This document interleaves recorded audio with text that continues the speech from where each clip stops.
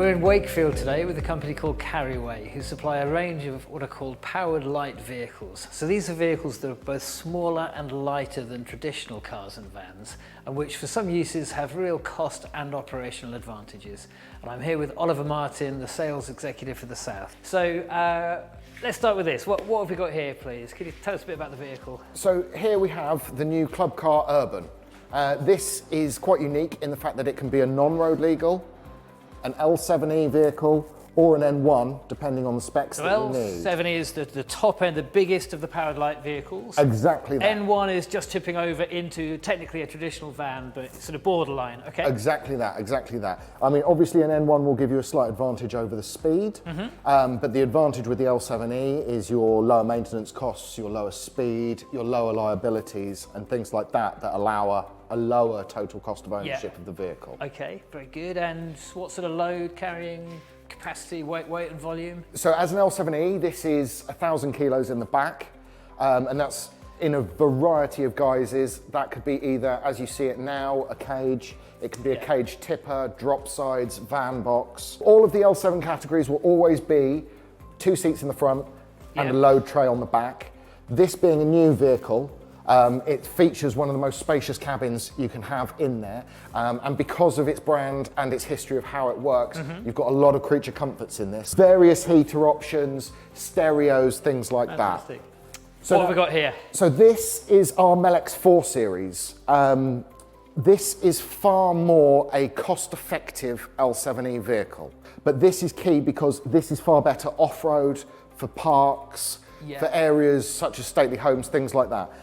Your trade-off here is, it is a lower cost and that is a big advantage, but you're losing, say, an enclosed cabin, the option for heaters, things like that. But you still have wet lead acid option batteries, you still have lithium battery options, you can still charge from a standard 13 amp plug, or you can go all the way through to having external fast chargers and things like that, depending on the role. The trade-off on this, and this is why this is cost effective, is this is a lower load capacity of 400 kilos in the back. Okay. So versus your 1,000 kilos in the back of this, or your 1,000 kilos in the back of that. Yeah, very good. Okay, thank you. And moving on again, a different Melex. So again, an L7E category vehicle, but this is more geared up for tarmac, for last mile delivery, things like that. So again, with this, you can have it as a van box, waste cage with a tipper, a straight drop side, larger van boxes depending on how you want to roll this out, insulated van boxes, temperature controlled logistics, all of those sorts of good things. When you're running these vehicles, all of these panels here are fiberglass and quite cheap to replace, but you've got a cast iron chassis at the bottom there with a 7-year warranty on it. So all of these parts are quite easy to replace if the damage happens, and the bits down the bottom, the actual working parts, are damn near unbreakable. And I believe you also supply another brand of PLV. We do. The Esagona range is, it's an N1 class chassis. So that means it's technically slightly bigger than PLVs, it's technically a van into the van categories, but it's at the very small end of the van.